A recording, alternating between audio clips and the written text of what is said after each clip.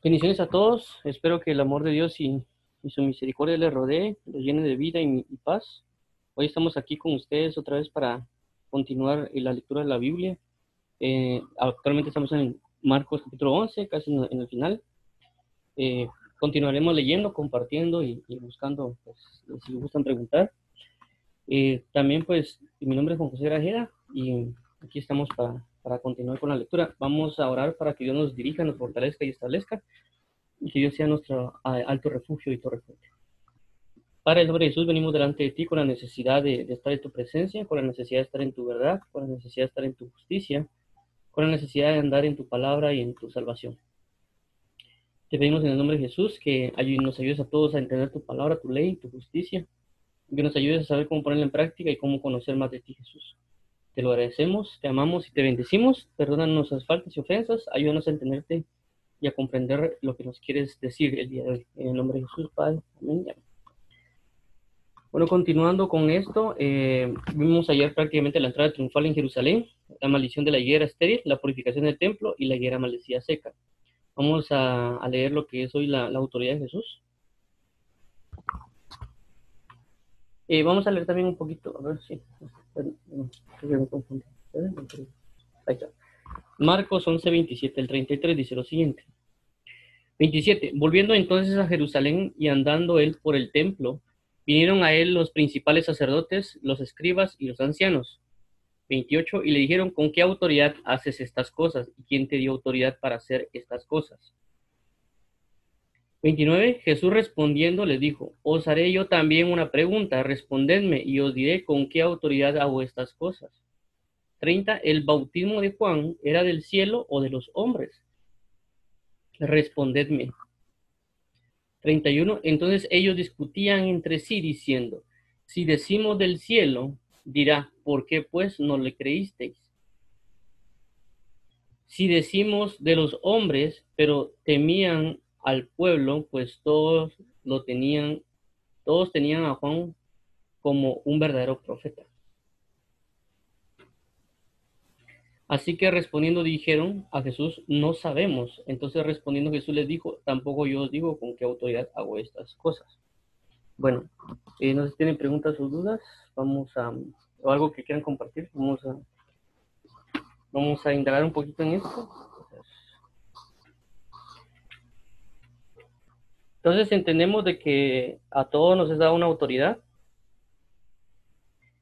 sea el uso tinieblas.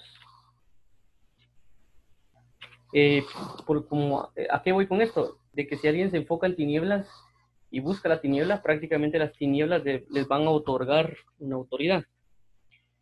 Si alguien viene y busca la luz, es decir, a Cristo, también les va a ser dada una autoridad.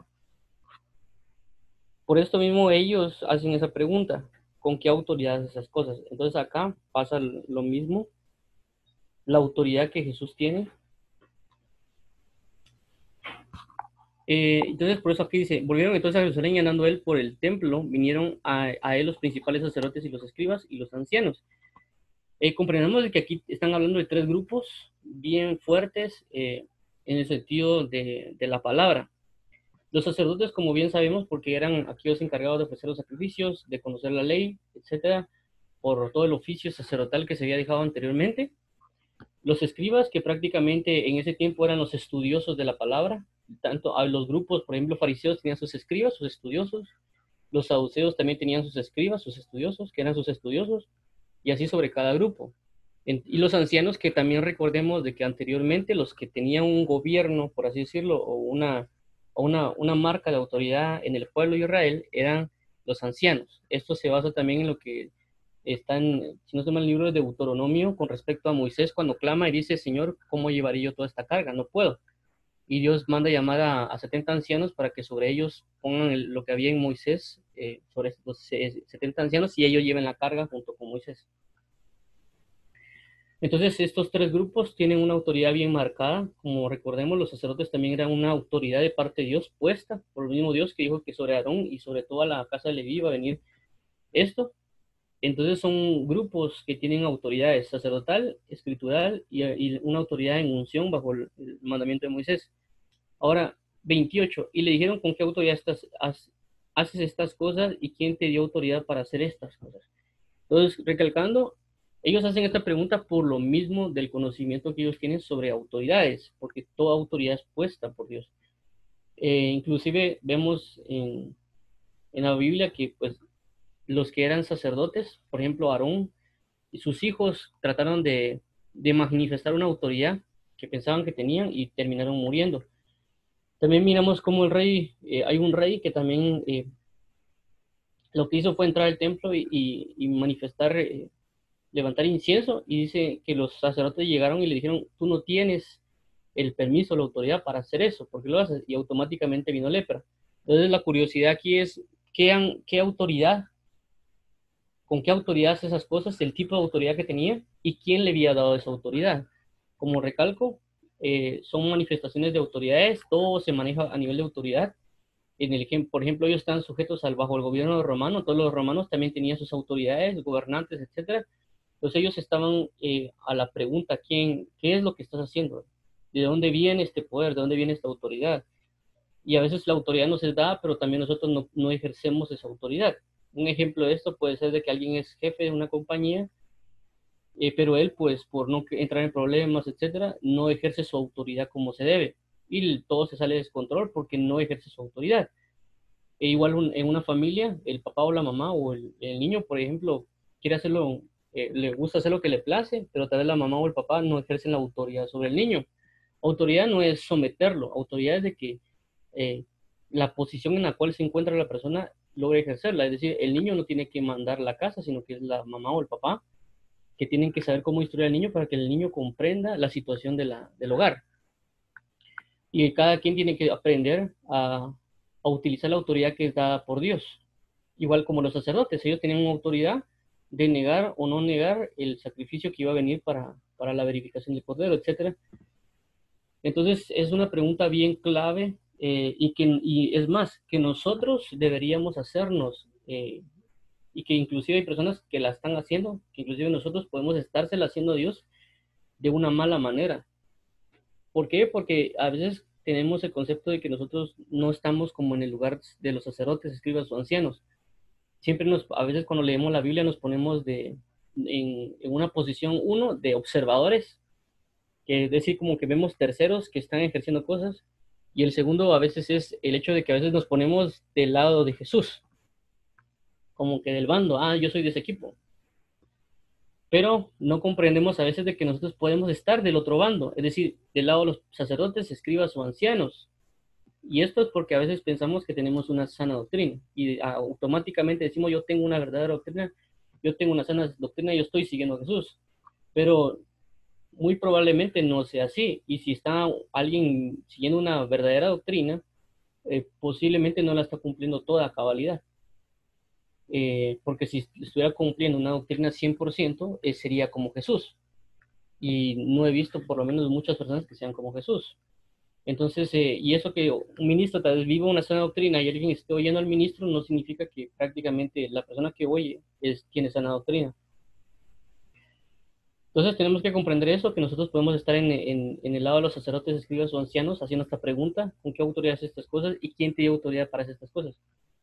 Un ejemplo de esto, recordemos de que Jesús no era el hecho de que enseñara, o sea, no había tanto problema a veces con la enseñanza de Jesús, sino que a veces había más problema con las sanidades, milagros, prodigios, de todo lo que él manifestaba. Ese era el gran problema que había y aparentemente las violaciones al sábado.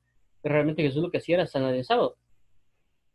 Entonces ese era el conflicto. Entonces la pregunta es acá, ¿que estamos viviendo ese tiempo de igual forma? Es decir, hay ministros que están sanando, libertando, haciendo milagros, etcétera, y habrá personas o nosotros mismos estamos cuestionando esa autoridad o por qué ellos hacen esas cosas. Y como les digo, no solo recalcar de que ellos pueden ser falsos, sino también el hecho de que sean verdaderos. Y nosotros podemos estar cuestionando de mala manera en la perspectiva de sacerdotes, escribas y ancianos. Y no necesariamente ir con Dios a preguntarle de que si esa es una verdad, sino que automáticamente agarramos las escrituras. Como les digo, los escribas sabían las escrituras, ellos automáticamente podían leer, si quieren llamarlo así. Entonces, ellos siendo estudiosos, ¿por qué contradecían a Jesús? ¿Por qué le preguntaban con qué autoridad? Si sabían. Entonces esto nos da a entender de que nosotros aparentemente podemos ser estudiosos, pero nuestros ojos pueden estar velados. Es decir, eso lo habla el libro de Hebreos, y podemos no estar viendo la verdad del Evangelio, no estar viendo la realidad de las cosas, inclusive sabiendo. Y esto lo digo por personas que tal vez tienen doctorados de teología o personas que tal vez se dedican mucho a estudiar, o inclusive uno mismo que puede pensar que sabe mucho, pero uno no puede tener una realidad espiritual de las cosas. Entonces por eso hay que tener mucho cuidado con esta situación de acá, tanto porque uno lo puede estar haciendo, como segundo, lo podría uno hacer. Entonces, pero también es importante que vayamos con Dios y preguntarle la autoridad, pero de una buena manera. Ahora veamos la respuesta. Respondiendo les dijo, os haré yo también una pregunta. Respondedme y os diré con qué autoridad hago estas cosas. ¿El bautismo de Juan era del cielo o de los hombres? Respondedme. Entonces vemos aquí otra vez, recalcar, Jesús respondiendo les dijo, os haré yo también una pregunta, respondedme y os diré con qué autoridad hago estas cosas. Entonces vemos cómo Jesús no necesariamente les niega directamente así, no les quiero decir o algo por el estilo, sino que pone una pregunta bien importante y dice lo segundo, ¿el bautismo de Juan era del cielo o de los hombres? Respondedme. Entonces, basado en esto, yo les iba a responder. Y él sabía, Jesús, de que ellos, en base al entendimiento y muchas cosas, eh, iban a, de alguna manera, caer y él no les iba a decir realmente. Entonces dice aquí, 31, entonces ellos discutían entre sí diciendo, si decimos del cielo, dirán, ¿por qué pues no le creísteis? Y si decimos de los hombres, pero también al pueblo, o sea, permítanme que ¿qué más? 11:32. Así está bien. Es que en otra traducción creo que dice diferente. Pero temían al pueblo, pues todos tenían a Juan como un verdadero profeta. Entonces ellos estaban entre la espada y la pared. Si decían, si es del cielo, entonces ¿por qué no creíste a Juan el Bautista? Y si decían, es de los hombres, prácticamente el pueblo se iba a ir en contra de ellos porque reconocían a Juan como un verdadero profeta. Entonces esto es algo bien interesante al ver nosotros cómo tenemos que verificar una doctrina. Si una doctrina es del cielo y una doctrina es de los hombres. El punto no es solo definirlo, o sea, aquí nos da una pauta Jesús, porque si es del cielo, lo que es del cielo tenemos que creerlo, lo que es de los hombres tenemos que desecharlo. Pero recalcando, tenemos que ver bien, no solo a través de la escritura, sino al ir delante de Dios y preguntarle a Dios. Esto lo vemos en muchos casos, inclusive con autoridades que van con Juan el Bautista y le preguntan a Juan el Bautista, ¿tú quién eres? Y él indica, yo no soy el Cristo. El Cristo es el que Dios me señale. Y también eso le pregunta. Entonces nosotros la mayor gracia o eficacia que tenemos que tener es ir a orar por la doctrina que estemos recibiendo o que estemos viendo. Es decir, si nosotros miramos a alguien que sana, es preguntarle a Dios, ¿esa doctrina es de Dios o no es de Dios? Y que Él nos dirija, nos explique, porque la palabra misma dice que el Espíritu Santo es el que nos guiará a toda verdad. ¿Me comprende? Entonces, no solo tenemos que decir, voy a ir a las escrituras y que las escrituras me digan, sino que tenemos que ir con el autor de las escrituras y el autor de las escrituras va a indicarnos el camino correcto. Yo les digo esto por muchas doctrinas que ahorita se manifiestan y que no solo ahorita, sino que desde mucho antes son doctrinas que se han mantenido, lo único que han sido como que manifestadas de diferente manera en estos tiempos y que continuamente podemos ser atacados por esas doctrinas. Y no solo por eso, sino que por varias, pues, en el sentido de que pensamos a veces de que por estar en Cristo somos intocables. Y no es eso, sino que simple y sencillamente no es que seamos intocables, es que el enemigo va a estar acechando y va a ver cómo caemos. Y eso ha pasado sobre múltiples ministros alrededor del mundo, antiguos y presentes, que ellos están predicando una verdad, pero el enemigo pone algún tropiezo, alguna falsa doctrina, cualquier cosita para desviar a las personas. Esto lo vemos en el caso del apóstol Pedro, que también parece una de las cartas de Pablo, que Pablo dice que reprendió al apóstol Pedro porque él se comenzó a entrar en una hipocresía, que con los judíos se portaba como judío en la ley y con los gentiles cuando venían, perdón, cuando había, o sea, perdón, estaban con los gentiles. Él estaba tratando con los gentiles, pero cuando venían los judíos, él se apartaba de los gentiles y se iba con los judíos y se comportaba como en la ley. Pablo viene y lo corrige y le da le expresa su enojo. Y estamos hablando de una persona que era ministro y apóstol de Dios y prácticamente fue desviado. Inclusive dice que estaba apartando a otros a causa de la hipocresía de él. Entonces, como les digo, no estamos exentos prácticamente. Dios nos va a guardar, pero también depende de nosotros guardar esa misma palabra que Él ha puesto en nosotros. Y no pensar que somos prácticamente intocables, sino que el intocable nos va a guardar. Entonces, intocable en el sentido de los enemigos. Entonces, tenemos que tener bien entendido nosotros este aspecto, que es de los cielos, pero preguntarle al autor, y también el autor nos va a indicar por medio de la escritura eso, pero nosotros tenemos que quitar la necesidad, porque ellos, si se dan cuenta, ellos tenían un entendimiento, porque inclusivemente ellos se iban a bautizar, porque la Biblia dice que los fariseos se iban a bautizar con Juan el Bautista. Entonces tenemos que tener bien entendido eso, porque podemos estar siendo bloqueados de muchas maneras y no entender la verdad de las cosas. Y entre más comunión tengamos con Jesús, más las verdades van a ser reveladas en nuestras vidas, porque han habido muchos ministros, inclusive, o muchas personas que han ido en contra de doctrinas que ellos decían falsas, pero cuando yo les demuestra prácticamente, no con vana palabrería, sino con demostraciones de poder, de que lo que ellos tanto atacaron es una verdad. Entonces, entre más comunión tengamos con Dios, más entregados seamos a la comunión, Él nos va a dar la revelación y pedir que seamos tomados por dignos. Entonces dice, así que respondiendo dijeron a Jesús, no sabemos. Entonces respondiendo Jesús les dijo, tampoco yo digo con qué autoridad hago estas cosas. Entonces creo que esta es una tarea para nosotros para saber, uno, preguntarle a Dios con qué autoridad Él hace las cosas y también qué autoridad nos ha dado a nosotros. Porque como les digo, si nos ha dado una autoridad, esa autoridad la podemos ejercer y tenemos que entender la autoridad que nos ha sido dada. Como les digo, esto no se trata como les digo, de falsa doctrina. Aquí mismo dice las autoridades. También entendamos que, por ejemplo, a Moisés le fue dada una autoridad que era la vara y que Jesús dijo, ¿qué tienes en tu mano? Es decir, mira, ya te di la autoridad para que hagas lo que necesites hacer. ¿Por qué vienes a preguntarme? Levanta la vara y divide el mar. Entonces ya le habían dado una autoridad. La autoridad ya la tenía. Y por consecuencia también podemos tener un mal uso de la autoridad. ¿Por qué? Porque vemos también una palabra que aparece donde Moisés, la primera vez Dios le dijo, pégale con la vara a la piedra y saldrá agua. Pero la segunda vez dice, háblale a la peña para que saque agua. Y lo que hace prácticamente Moisés es agarrar su vara y golpear la peña. Es decir, él mal usó la autoridad que le fue dada, porque le habían dicho, habla, no usa tu autoridad, usa la autoridad de Dios, no la que te fue dada a ti. Entonces tenemos que estar bien entendidos en esto, porque como les digo, podemos tener autoridad, inclusive la Biblia dice que Dios le dio autoridad a los apóstoles para que sanaran, o a los discípulos para que sanaran. Entonces le dio una autoridad, pero también esa autoridad tienen que saberla usar.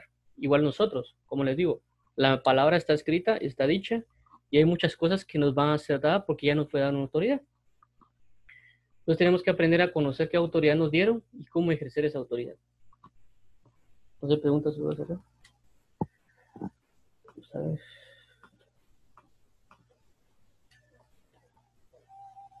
Si no hay dudas, vamos a seguir acá con lo siguiente. Vamos a irnos a Marcos 12. Marcos 12.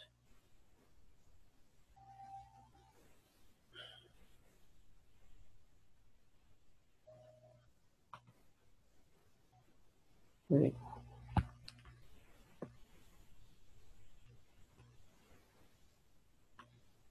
Okay.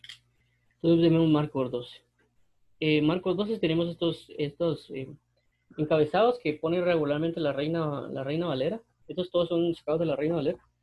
Tenemos estos. El primero es los labradores malvados. Marcos 12, 1 al 12. Esto que vemos acá está relacionado al capítulo 11. Es como una continuación. De alguna manera, veamos lo siguiente. Entonces comenzó Jesús a decirles por parábola. Es decir, pasa lo que acabamos de ver en el capítulo 11. Y ya luego se adhiere esto. Veamos. Entonces comenzó Jesús a decirles por parábolas: un hombre plantó una viña, la cercó de vallado, cavó un lagar, edificó una torre y la arrendó a unos labradores y se fue lejos. Y a su tiempo envió un siervo a los labradores para que recibiesen de estos del fruto de la viña. Mas ellos tomándole le golpearon y le enviaron con las manos vacías. 4. Volvió a enviarles otro siervo, pero apedreándole le hirieron en la cabeza y también le enviaron afrentado. 5. Volvió a enviar a otro y a este mataron, y a otros muchos, golpeando a unos y matando a otros. 6. Por último, teniendo aún un hijo suyo amado, lo envió también a ellos, diciendo: tendrá respeto a mi hijo. 7. Mas aquellos labradores dijeron entre sí: este es el heredero, venid, matémosle, y la heredad será nuestra. Y tomándole le mataron y le echaron fuera de la viña. ¿Qué pues hará el señor de la viña? Vendrá y destruirá a los labradores y dará su viña a otros. Ni aún esta escritura habéis leído: la piedra que desecharon los edificadores ha venido a ser cabeza del ángulo. El Señor ha hecho esto y es cosa maravillosa a nuestros ojos. Y procuraban prenderle porque entendían que decía contra ellos aquella parábola, pero temían a la multitud y dejándole se fueron. No sé si alguien tiene preguntas, duda acá. Vamos a verificar. Muy bien. Veamos lo siguiente. Marcos 12, 1 al 12. Entonces acá prácticamente está hablando de los labradores malvados. Como les digo, aquí está una parábola que hace referencia a la parte anterior. Y prácticamente las personas, estos escribas, sacerdotes y ancianos, estaban entendidos en lo que Jesús estaba diciendo. Pero veamos lo que sucede acá. Dice: entonces comenzó Jesús a decirles por parábolas: un hombre plantó una viña. Ya hemos visto que las parábolas lo que hacen es que Jesús la utilizó para dar una enseñanza, y esa enseñanza de una parábola encierra muchos misterios del reino y que puede tener diferentes entendimientos en diferentes dispensaciones que se han manifestado sobre la tierra, pero que Dios va a revelar ese misterio a cada persona según la dignidad y según la misericordia o gracia que él plantea. Entonces dice aquí: un hombre plantó una viña, la cercó de vallado, cavó un lagar, edificó una torre y arrendó a unos labradores y se fue lejos. Prácticamente este hombre que están hablando aquí está hablando de Dios Padre. 2. Y a su tiempo envió un siervo a los labradores. Entonces, si damos cuenta, viene Dios Padre y envía a un siervo. ¿Quiénes son esos siervos? Pueden llamarle como sea, puede ser Adán, puede ser Noé, puede ser Abraham, David, etcétera, porque dice que envía diferentes siervos. También, por ejemplo, Moisés. La Biblia dice en Hebreos de que Moisés fue siervo fiel en la casa de Dios y Jesús fue un hijo fiel en la casa de Dios. Entonces vemos, la persona que está hablando aquí de la viña es Dios Padre. 2, el siervo que envía, son diferentes siervos a los labradores para que recibiesen de estos frutos de la viña. 3, mas ellos tomándole le golpearon y le enviaron con las manos vacías. Entonces aquí también recordemos de que no solo están hablando por ejemplo, los siervos enviados, sino también la creación que estaba en ese tiempo, que de lo que fue sembrado en la viña, y los labradores, que los labradores pueden ser todo lo que se manifestó desde Cristo hasta entonces, todas las personas que han estado en ese tiempo. Inclusive cuando dice aquí, mas ellos tomándole le golpearon y le enviaron con las manos vacías, también, por ejemplo, puede ser con lo que esas personas hicieron con los profetas antiguos, que los golpeaban, los mataban, los aserraban, etcétera. Y aquí dice 4, cuando volvió a enviarle otro siervo, pero apedreándole le hirieron en la cabeza y también le enviaron afrentando. 5, volvió a enviar a otro y a este mataron, y a otros muchos golpearon, y a unos, o sea, golpeando a unos y matando a otros. Como el recalco, desde la historia de la creación hasta este momento, Dios ha enviado siervos, y esos siervos no los han tratado de buena manera estas personas que fueron puestas en la tierra. Que esta es la viña del Señor. Entonces, el 6 dice: por último, teniendo un hijo suyo amado, le envió también a ellos diciendo: tendrán respeto a mi hijo. Entonces, si se dan cuenta, el 6 es que el dueño de la viña tiene un hijo que se llama Jesucristo, y este hijo lo envía a la tierra, porque dice: tendrán respeto a mi hijo, por el hecho de ser el labrador, Dios Padre, el labrador, el que cimentó, el que creó las cosas. Dice, tendrán respeto a aquel, no a mis siervos, porque también mis siervos no son tan honrosos. Entendamos algo aquí que es bien importante. Regularmente en la palabra, cuando se envía un mensaje, hay momentos que se envía a un mensajero, pero dependiendo de la resistencia que la persona puede tener del mensaje, envía siervos más dignos. Esto aparece una de ellas es este, otro también está cuando hablan de Naamán el profeta, y también cuando hablan con Elías, envían ciertos grupos y envían personas más dignas que ellos. Entonces envían un grupo, después envían unos más dignos que ese grupo, y después envían otros más dignos que ese grupo, hasta convencer a la persona indicando de que el mensaje es importante y la dignidad que conlleva ese mensaje. De igual manera acá, Dios envió diferentes siervos, pero al final envía al más digno de todos, que se llama Jesús, para que él les haga comprender la realidad de las cosas y que respeten a quien está enviando, porque prácticamente es el respaldo del mismo Dios y el próximo heredero, es decir, el dueño futuro de esa viña. Ahora veamos lo siguiente, dice, mas aquellos labradores dijeron entre sí, este es el heredero, venid, matémoslo, y la heredad será nuestra. Entonces, vemos bien esto de acá. Es bien interesante también lo que habla porque dice lo siguiente. Mas aquí los labradores dijeron entre sí, este es el heredero. Ellos sabían que era el heredero. Venid, matémosle y la heredad será nuestra. Y esto es cierto, porque la Biblia habla de que el testamento se da con la muerte del testador. Entonces, cuando Jesús muere en la cruz, hay un testamento que es manifiesto. Y tomándole, le mataron y le echaron fuera de la viña. Eso también habla cuando Jesús muere y está 3 días en el vientre de la tierra. 9. ¿Qué pues hará el Señor de la viña? Vendrá y destruirá a los labradores y dará su viña a otros. Aquí, por supuesto, como les digo, ¿qué hará? Vendrá y destruirá a los labradores y dará su viña a los otros. Entonces, aquí si damos cuenta, también habla de los gentiles. Es decir, todo era para los judíos, para el pueblo de Israel. Pero al ver esta acción, por eso dice, a lo suyo vino, los suyos no le recibieron. A lo suyo vino, la viña, a su viña vino, pero los suyos, los que eran los labradores, no le recibieron. Entonces Dios decide volverse a los gentiles. Por eso dice la Biblia que todo aquel que en él cree no será llamado hijo de Dios. Veamos, voy a leerlo aquí en Juan. Vamos a ver aquí Juan capítulo 1. Juan capítulo 1. Juan 1. Aquí está. Aquí está, miren. A lo suyo vino, a lo suyo su viña. Y los suyos no le recibieron los labradores. Mas a todos los que le recibieron, a los que creen en su nombre, les dio potestad de ser hechos hijo de Dios. Dice, los cuales no son engendrados de sangre, ni de voluntad de carne, ni voluntad de varón, sino de Dios. Regresando acá. Todo regresando a esto, nos damos cuenta que la viña, lo suyo. No le recibieron los labradores. Y dice, vendrá y destruirá a los labradores y dará su viña a otros. Perdón, pues ¿qué hará el Señor de la viña? Vendrá y destruirá a los labradores y dará su viña a otros. Entonces, se dan cuenta, como les recalco, viene Dios y establece otros labradores, que por ejemplo son los apóstoles, y también el evangelio es dado a los gentiles, no solo al pueblo de Israel. Por eso en la misma Biblia dice, entonces nosotros fuimos injertados, que nosotros prácticamente no éramos parte de la vid, sino que fuimos injertados dentro de ella, y que los verdaderos herederos, prácticamente los verdaderos eran los israelitas, a quienes se le había dado la promesa, pero también a causa de ellos de haber rechazado a Dios, nos fue otorgada a nosotros también esta bendición de lo que es el Evangelio. Ahora vemos 10, ni aún está escrito, habéis leído, la piedra que se echaron los edificadores ha venido a ser cabeza del ángulo.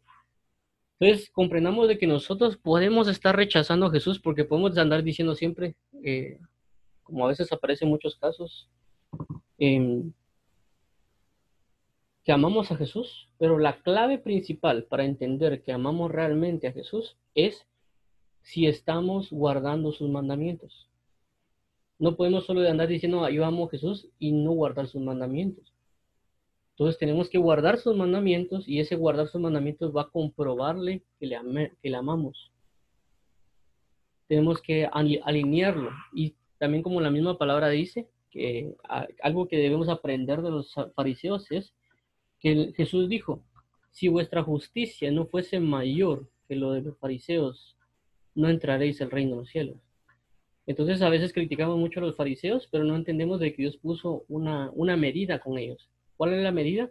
De que el fariseo hablaba verdades, eso ya lo hemos visto, que el fariseo hablaba verdades, pero esas verdades no las vivía. Entonces, ¿cuál es la justicia más grande que los fariseos? En la búsqueda, el cumplimiento de la ley, decir, no solo decirla, pero también cumplir esa ley, esa palabra, esa verdad. Entonces, tenemos que tomarlo en cuenta porque nosotros podemos estar desechando a Jesucristo. Lo podemos estar desechando sin darnos cuenta. O dándonos cuenta al hecho de no recibirle. Porque como les digo acá, esto lo podemos trasladar de diferentes maneras. Por ejemplo, un labrador también puedo ser yo, puede ser otra persona, puede ser un ministro. Y Dios puede enviarle a ese ministro diferentes ministros, siervos, personas, para que lo convenzan de una verdad más grande y esa persona rechazar esa verdad más grande. ¿Ya? Y matarlo, no matarlo en el sentido de agarrarlo a pedradas, sino matarlo en el sentido de testificar en contra de él. ¿Ya? Y así hacer morirlo espiritualmente, un montón de cosas que se pueden ver ahí. Igual nosotros Dios nos puede enviar a personas para que nos convenzan de verdades más grandes del Evangelio y nosotros podemos estar rechazándolos. Esto se ve también en el caso de Apolos, cuando leemos el libro de Hechos, aparece que Apolos dice que era una persona diligente en la palabra, poderosa en la palabra, pero viene Dios y envía a Priscila y Aquila. Es como que Apolo fuera un labrador, que Dios había establecido una viña que era la de Juan el Bautista, y Apolo siguió la rama de Juan el Bautista y prácticamente como que estuvo labrando una viña, hagamos el ejemplo. Y viene lo que hace Apolos, es diligente en la viña, trabajador, etcétera, pero viene Priscila y Aquila y le dice que le expone un evangelio más excelente y le indican lo correspondiente no solo al bautismo de Juan, sino al bautismo con el Espíritu Santo y etcétera. Entonces Apolos cambia su manera de pensar y entiende que es una realidad espiritual y él comienza a restablecerse en una verdad más grande. Entonces a veces nosotros nos cerramos sin entender que Dios nos puede estar enviando a alguien para darnos un evangelio más excelente.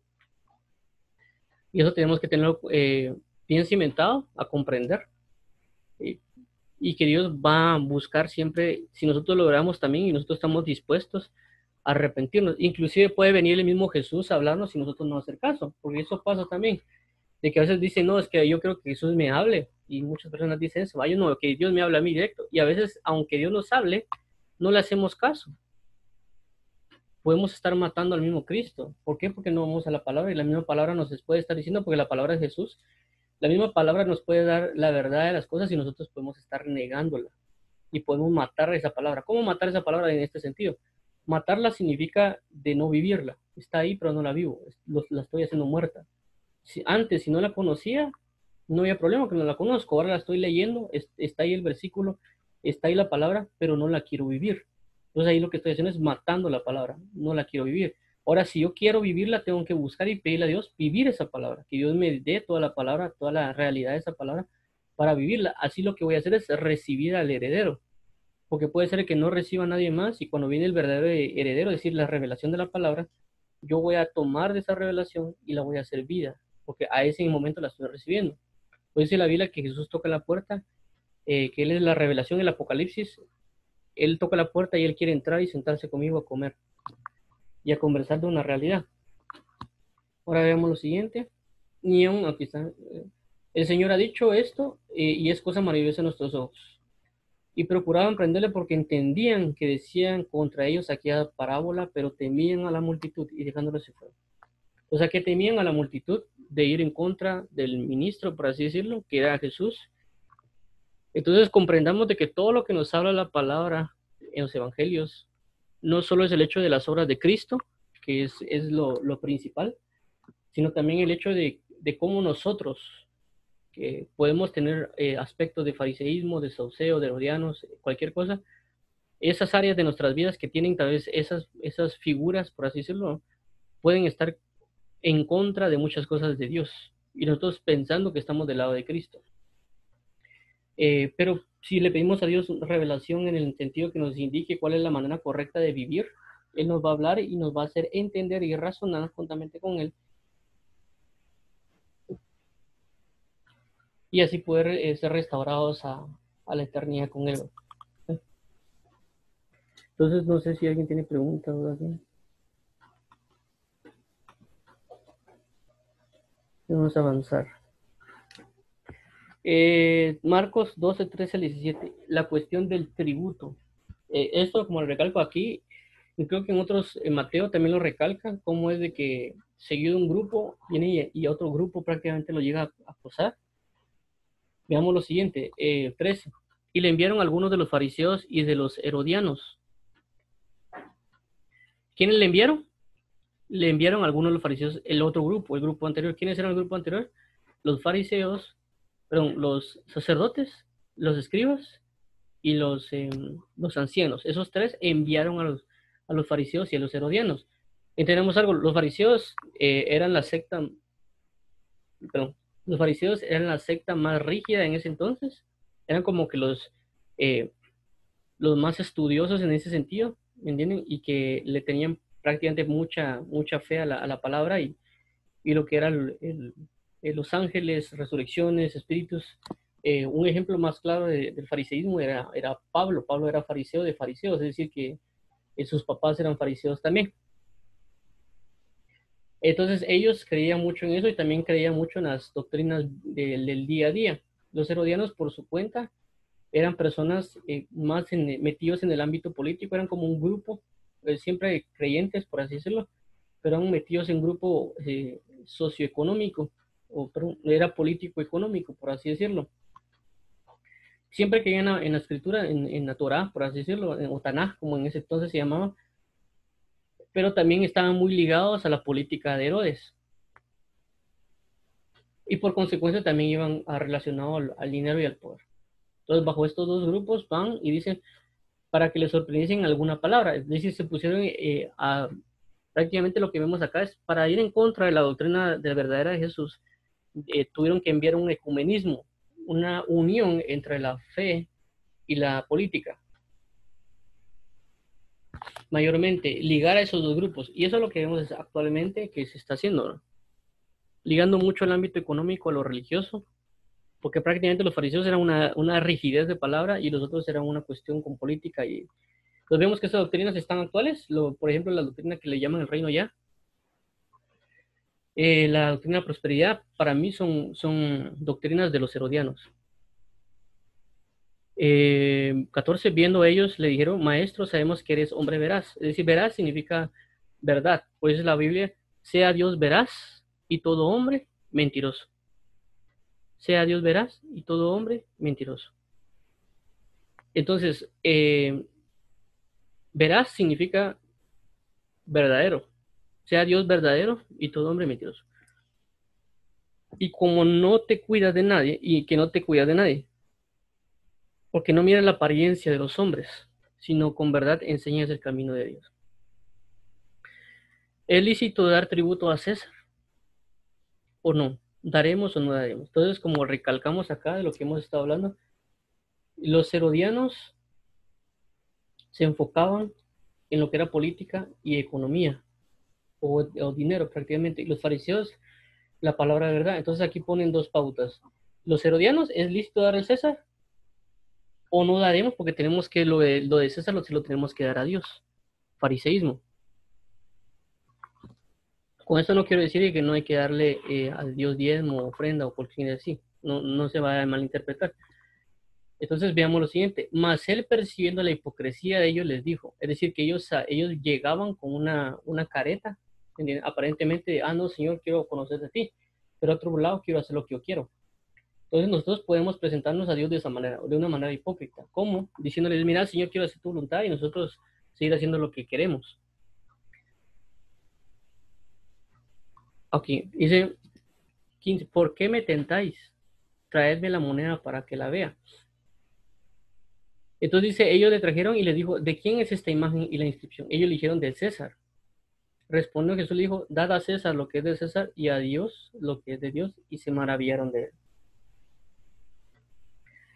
Entonces vemos acá como entendamos también de que esto era un gran ataque en contra de ellos, que también a nosotros nos pueden atacar con verdades, porque esto que iba a representar sobre Jesús, o sea, la pregunta no era solo de, te hicimos caer Jesús, sino que el conflicto era de que si Jesús decía de que no había que darle a César, sino que habría que darle a Dios, en ese sentido, como ellos pensaban que les iba a responder, lo que iba a pasar era de que en ese momento les iba a convertir en un rebelde en contra del César.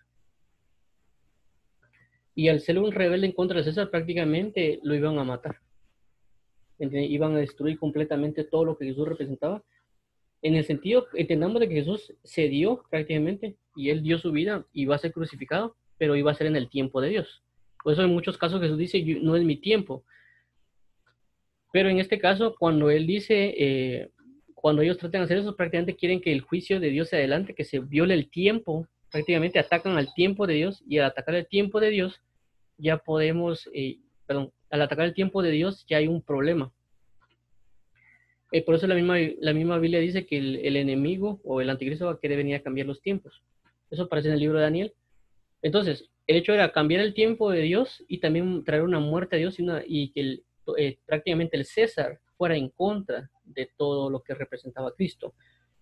Porque él hubiera dicho, no, no le den a él. Entonces él se hubiera vuelto un rebelde en contra de César. Entonces Jesús, entendiendo de que eso iba a traer conflictos y también conociendo la verdad de las cosas, le dijo, denle a César lo que es de César, es decir, miren, yo no tengo nada que ver con el César, el César que haga lo que quiera, denle a Dios lo que es de Dios, es decir, ustedes saben y conocen de que las cosas son para Dios. Es decir, a los herodianos, miren, si ustedes le quieren seguir sirviendo a César, síganlo haciendo. ¿Me entienden? Como la Biblia dice, que el impuro siga siendo impuro. Denle a César lo que es del César, pues, y a Dios lo que es de Dios. El que quiere servir a Dios, sírvale a Dios. Eso prácticamente lo que quiso darles a entender, sin entrar en rebelión, ¿verdad?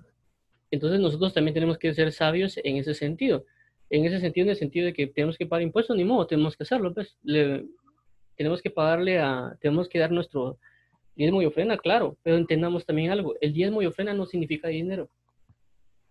Es algo que tenemos, que hay un gran problema actualmente en la vida cotidiana y tenemos que comprenderlo bien, bien, bien, bien, ¿verdad? Con respecto a esto. Entendamos de que lo que era de Dios iba a los levitas y como recalco no es dinero, no es dinero. Por eso la única muestra que Dios habla a César lo que es de César es al César le corresponde dinero. Es decir, el mundo va a pedir dinero, el mundo va a pedir en su política, en sus impuestos, va a pedir dinero. Dios no pide dinero. Por eso que Jesús solo muestra una moneda que es la de César, no muestra una, por así decir, una moneda que es de Dios.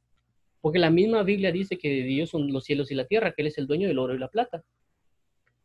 Porque entendamos también de que actualmente, a nivel general, lo que la economía prácticamente de un país se basa en la cantidad de oro que tiene. Y esa cantidad de oro, basada en la cantidad de oro, se saca el dinero. Entonces prácticamente el dueño del oro y la plata es Dios. Entonces, con esto que voy, el diezmo y ofrenda no se basa en dinero, no se basa en dinero. ¿Me entiendes? Dios no le interesa que alguien vaya y diezme todo cada mes, por así decirlo, ¿verdad? Y no le entrega su vida a Dios completa. Dios no le sirve. Tampoco le sirve a Dios de que alguien diga te doy mi vida entera y que no diezme, ¿verdad? Con diezmo, como recalco, no estoy hablando necesariamente de dinero, sino que inclusive estoy hablando de tiempo. Alguien puede no diezmarle su tiempo a Dios, es decir, su día. Es decir, que no usa su día para buscarlo, tal vez lee unos 10 minutos, ora unos 5 minutos. Y todo el día se la pasa haciendo cosas que no van conforme a Dios. Entonces él ni siquiera está dando su diezmo, es decir, su tiempo de horas, por ejemplo, 2.4, que son 24 horas. Aparentemente el diezmo son 2.4, pues. Entonces nosotros tenemos que aprender a darle el diezmo a Dios. Recalco, no estoy hablando necesariamente de dinero, estoy hablando de todo, ¿me entiendes? Cualquier cosa. Entonces tenemos que aprender a darle a Dios lo que es de Dios, a darle a Dios honra, a darle a Dios la gloria, a darle a Dios el honor, el poder, el dominio. Hay que aprender a darle a Dios lo que le corresponde. Y prácticamente lo que le corresponde en mi vida, tenemos que darle toda nuestra vida. Entonces, vamos a ver acá, ¿cómo vamos de tiempo? Bueno, entonces si gustan, para el otro pasaje son un poquito más largos. Entonces, otra cosa que tenemos que tener en cuenta acá, que nosotros podemos ir a preguntarle a Dios de una manera hipócrita, como ya lo mencioné, y poder preguntarle y poder tratar de tentar a Dios con preguntas. Eh, Podemos usar diferentes preguntas, inclusive podemos usar la misma Biblia, regresando a este aspecto, ¿va? Los fariseos y los herodianos, podemos usar nosotros la palabra escrita más el concepto que nosotros tenemos político social, si lo queremos llamar así, para ir a preguntar a Dios para hacer nosotros lo que nosotros queramos o diferentes cosas, y tenemos que tener mucho cuidado para poder eh, para poder realmente hacer las cosas como conviene.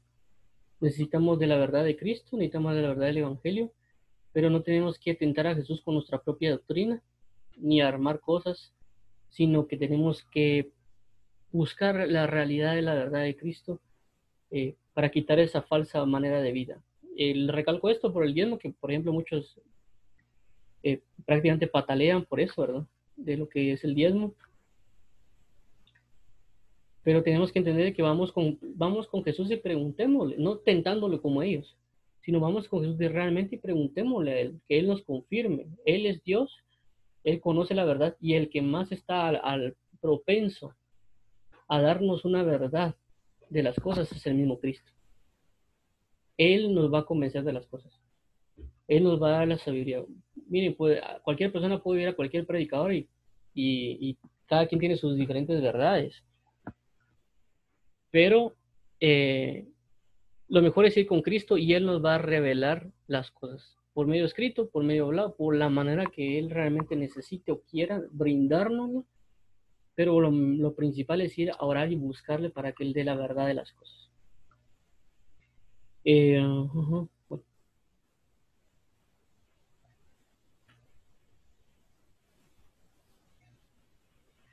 Bueno, otro ejemplo de esto que Jesús da prácticamente lo que es del César, porque Jesús también aplicó esto, no crean de que Jesús no lo ponía en práctica, porque muchos dirán, no es que era Dios, él hace lo que él quiere, o como muchos hablan acerca de la soberanía y muchas cuestiones por el aspecto, y es parte, o sea, la soberanía de Dios no significa que él no se aplique o no se forme con ciertas cosas. Vemos que en muchas ocasiones, en una ocasión principalmente aparece que ellos iban entrando a un lugar y prácticamente Jesús pasa de largo y luego pasa Pedro y a Pedro le dicen, Pedro, eh, ¿acaso ustedes no van a pagar lo que es el tributo?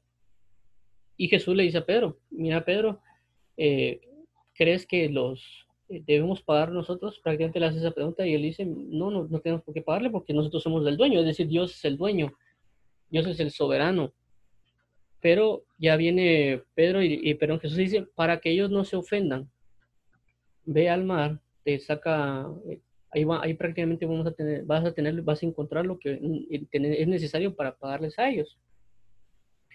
Entonces viene, Pedro va, pesca, agarra del pez, creo que es un dracma, y eso ya lo da para el pago de Jesús y de Pedro. ¿Me entienden? Entonces tenemos que entender de que prácticamente Jesús no tenía que pagar impuestos, pero lo pagó. ¿Por qué? Porque al César lo que es del César y a Dios lo que es de Dios.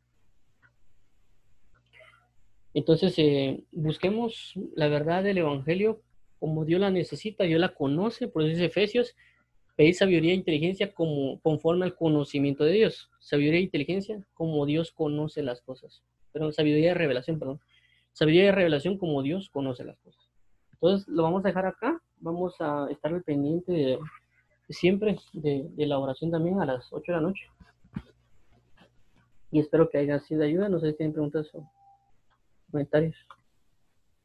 Oremos para finalizar. Padre, en el nombre de Jesús, te damos las gracias por la oportunidad de vida, la oportunidad de gloria. Te pedimos que nos ayudes a andar en tu palabra, en tu verdad, en tu justicia, y que alimentes a cada uno con tu verdad.